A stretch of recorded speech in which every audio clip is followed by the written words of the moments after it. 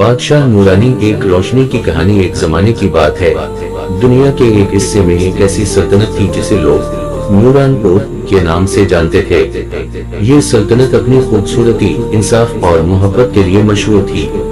यहाँ के बादशाह का नाम रशीद बिन सईद था, एक नेक, मुंसिफ और रोशन दिल इंसान, जिसे रियाया प्यार से बादशाह नूरानी कहती थी। नूर से भरी सल्तनत। बादशाह रशीद हर सुबह महल की बालकोनी से निकलकर अपने लोगों को देखता। बच्चे खेल रहे होते, दुकानदार मुस्कुरा रहे होते और हवा में इत्मीनान भरा होता। वो अक्सर कहता, अगर दिल साफ हो तो सल्तनतें खुद रोशनी बन जाती हैं। लेकिन एक दिन ये रोशनी कम होने लगी। गांव के लोग परेशान हो गए। रात के वक्त पहाड़ों से लाल चमकदार रोशनी आती थी और कुछ बच्चे अचानक गायब हो जाते। बूढ़ी माँ की फरियाद। एक दिन महल के दरबार में एक बूढ़ी माँ दाखिल हुई। इसके चेहरे पर गम था और हाथ कांप रहे थे। वो बादशाह के कदमों में गिर गई और रो कर बोली, हसूरे वाला, मेरा बेटा अली 3 दिन से लापता है। रात को पहाड़ों से सुर्ख रोशनी आती है और इसके बाद कोई ना कोई बच्चा गायब हो जाता है। दरबार में खामोशी छा गई। बादशाह ने फौरन खड़ा होकर कहा, जब तक एक माँ की आंखों में आंसू हैं, मैं चैन से नहीं बैठूंगा। पहाड़ों का सफर। अगली ही सुबह बादशाह रशीद ने अपनी बहादुर मुहाफिजा लीला और सिपा सालार फखरुद्दीन को साथ लिया। पहाड़ों की तरफ रवाना हुए। रास्ते तंग, हवाएं सर्द और हर तरफ अजीब सी खामोशी थी। लीला ने कहा, ये खामोशी आम नहीं लगती हुजूर, कोई चीज हमें देख रही है। बादशाह ने जवाब दिया, अगर नीयत नेक हो तो अंधेरा भी कुछ नहीं बिगाड़ सकता। गार का राज। पहाड़ के बीचों बीच एक गार मिली। गार के अंदर सुर्ख चमकदार पत्थर चमक रहे थे। जमीन पर खिलौने बिखरे थे, वही खिलौने जिनसे गांव के बच्चे खेला करते थे। लीला ने पत्थरों को गौर से देखा और कहा, ये जादू है हुजूर, आम पत्थर नहीं। अचानक गार में से एक बूढ़ा दरवेश नमूदार हुआ। इसकी दाढ़ी बर्फ जैसी सफेद थी और उसके हाथ में लकड़ी का सा।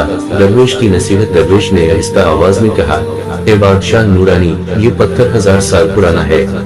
एक शहजादे ने ताकत के लालच में इस पत्थर को जगाया था। ये पत्थर खुशियों को निगल कर रोशनी बनाता है। अगर तुमने उसे न रोका तो तुम्हारी सल्तनत अंधेरों में डूब जाएगी। बादशाह ने ताज्जुब से पूछा, उसे रोकने का कोई तरीका?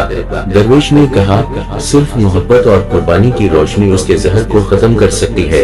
महल की साजिश। उसी दौरान महल में एक साजिश पड़ रही थी। वजीर मुहिउद्दीन ने ताकत के लालच में वही सुर्ख पत्थर महल में लाकर छुपा दिया। इसका इरादा था कि पत्थर की ताकत से खुद बादशाह बन जाए। लीला ने उसे चुपके से देखा। इसने फौरन बादशाह को इत्तला दी। बादशाह ने कहा, लालच इंसान को अंधा कर देता है, लेकिन सच हमेशा आंख खोल देता है। तूफानी रात का मुकाबला। रात अंधेरी थी, बादल गरज रहे थे, बिजली कड़क रही थी। बादशाह, लीला और फखरुद्दीन इस गार में वापस पहुंचे जहां पत्थर तेजी से चमक रहा था। सामने वजीर मुहिउद्दीन खड़ा था, इसके हाथ में वही पत्थर था। वो हंसा और बोला, अब तक मेरा है, बादशाह नहीं रहोगे तुम। बादशाह ने तलवार नीचे रखते हुए कहा, मुहिउद्दीन, ताकत अगर सुन बिन जाए तो वो तबाही है, फतह नहीं। पत्थर का टूटना पत्थर हुआ में मुअल्लक हो गया। सुर्ख रोशनी गार में फैल गई।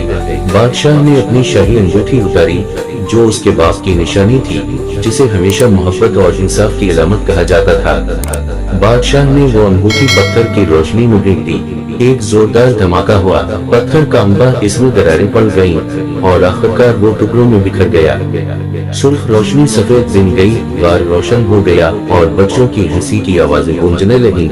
सुबह उम्मीद। अगली सुबह नूरानपुर में सूरज की किरणें पहाड़ों से चमकती हुई उठे। लोग खुशी से झूम उठे। गायब बच्चे वापस मिल गए। बूढ़ी माँ बादशाह के कदमों में गिरकर रो पड़ी, अल्लाह आपको सलामत रखे हुजूर।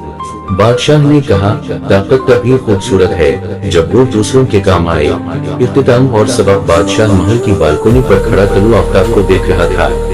इसके चेहरे पर इत्मीनान की मुस्कुराहट थी। इसने आसमान की तरफ देखा और कहा, जब तक सच बाकी है, अंधेरा कभी नहीं जीत सकता, क्योंकि हर अंधेरा आखिरकार किसी रोशनी से हारता है।